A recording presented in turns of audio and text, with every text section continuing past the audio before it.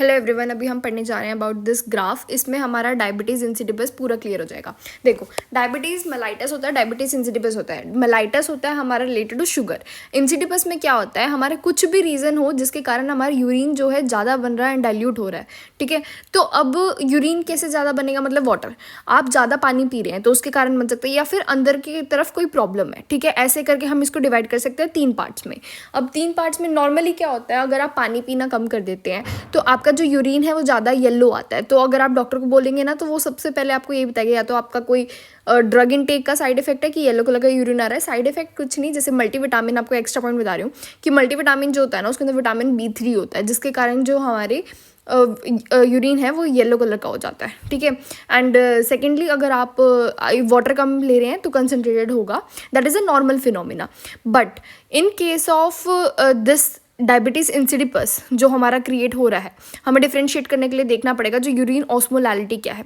तो अगर उसकी ऑस्मोलैलिटी बिल्कुल ही कम है, लाइक 300, ठीक है, तो आप क्या करो, सबसे पहले तो आप वाटर रिस्ट्रिक्शन कर दो। वाटर रिस्ट्रिक्शन करने के बाद अगर इंप्रूवमेंट हो रही है, जैसे कि ग्रीन ग्राफ में दिखा रखा है, मतलब वो पॉलीडिस पे था, वो साइकोजेनिक हो सकता है, किसी को एंग्जाइटी होती है तो वो ज़्यादा पानी पीने लग जाता है, ये सब रीज़न हो सकते हैं, ठीक है। तो ये हो गया आपका ग्राफ। अब उसके बाद हम चलते हैं, मान लो कि प्रॉब्लम जो थी ना वो अंदर से थी, तो या तो दिमाग में थी या फिर किडनी में थी। अब इसको कैसे डिफ्रेंशिएट करेंगे, इस बार डेस्मोप्रेसिन। देखो, दिमाग की अगर प्रॉब्लम है, मतलब SIADH में क्या होता है, हाइपोनेट्रीमिया होता है, बट यूवोलुमिक होता है। पहला क्वेश्चन, यूवोलुमिक क्यों होता है, बिकॉज ऑफ ANP वगैरह फैक्टर्स के कारण, ठीक है।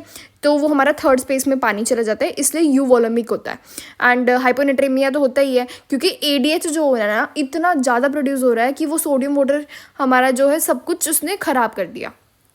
इसके कारण अब हमारा डेस्मोप्रेसिन जब हमने दिया तो ADH ब्लॉक हो गया एंड हमारी इंप्रूवमेंट होगी ऑस्मोलैलिटी के अंदर।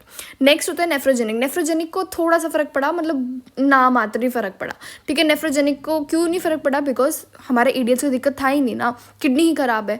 तो अब इनकी ट्रीटमेंट देख लेते हैं। प्राइमरी पॉलीडिस्प्निया में you will ask the patient to get treat for your psychological जो भी प्रॉब्लम है एंड पानी कम पियो।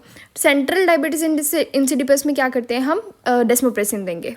एंड नेफ्रोजेनिक में हम देते thiazide, but if it is induced by lithium तो उसके लिए हमारी ड्रग होती है अमाइलोराइड। Okay, thank you.